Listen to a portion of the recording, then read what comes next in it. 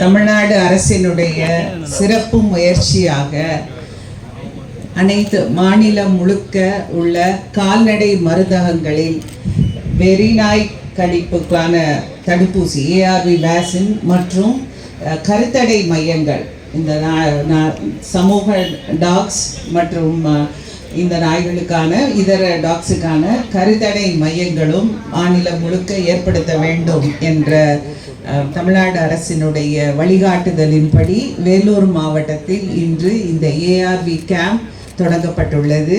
எங்களுடைய மாவட்டத்தில் 37,000 மாநகர நகர பகுதிகளில் 37,000 சமூக நாய்கள் மற்றும் ஊரக பகுதிகளில் 15,000 டாக்ஸ் இருப்பதாக கணக்கெடுப்பு செய்யப்பட்டுள்ளது.